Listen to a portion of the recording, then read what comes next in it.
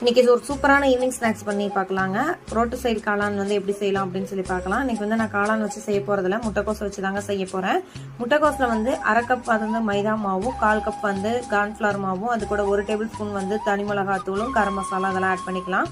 இஞ்சி பூண்டு பேஸ்ட்டும் கொஞ்சமா ஆட் பண்ணிக்கணும். உப்பு அதிலேயே போட்டு நல்லா பஜ்ஜி மாவு அளவுக்கு வந்து பிணைஞ்சு எடுத்து முட்டைக்கோஸை நல்லா எண்ணெயில பொரிச்சு எடுத்து வச்சுக்கணுங்க. வேற ஒரு கடாயில ஒரு பெரிய வெங்காயம், கொஞ்சமா கருவேப்பிலையும், கொஞ்சமா 1/4 டேபிள் ஸ்பூன் அளவுக்கு வந்து கரம் மசாலாவும், 1/4 டேபிள் ஸ்பூன் அளவுக்கு வந்து ரெட் சில்லி பவுடரும், 1/4 கப் அளவுக்கு வந்து டொமேட்டோ சாஸ் ஆட் பண்ணிக்கலாங்க. இதுலயே லைட்டா வந்து உப்பு ஆட் பண்ணிக்கணும். இன்னொரு பவுல்ல 1/4 கப் வந்து கார்ன்ஃபிளவர் மாவை நல்லா தண்ணி ஊற்றி நல்லா கட்டி இல்லாமல் கிளறி அதை எடுத்து உள்ள ஆட் பண்ணிக்கணுங்க. அது கூட கொஞ்சமா வந்து நம்ம நார்மல் வாட்டரும் உள்ள ஆட் பண்ணிட்டு நம்ம பொரிச்சு எடுத்து வச்சிருக்க முட்டைக்கோசையும் நம்ம சின்ன சின்ன பீஸா வந்து கட் பண்ணிட்டு உள்ள ஆட் பண்ணிட்டு நல்லா கடைசியில இறக்கியில பார்த்தீங்க அப்படின்னா நல்லா திக்கான ஒரு கிரேவி பதத்துக்கு வரும். அப்போ வந்து மல்லித்தலை தூவி வந்து இறக்கிட வேண்டியதான். வேற ஒரு பவுல்ல சர்வ் பண்ணையில வந்து கொஞ்சம் பெரிய வெங்காயம் போட்டு சர்வ் பண்ண சூப்பரா இருக்கும்.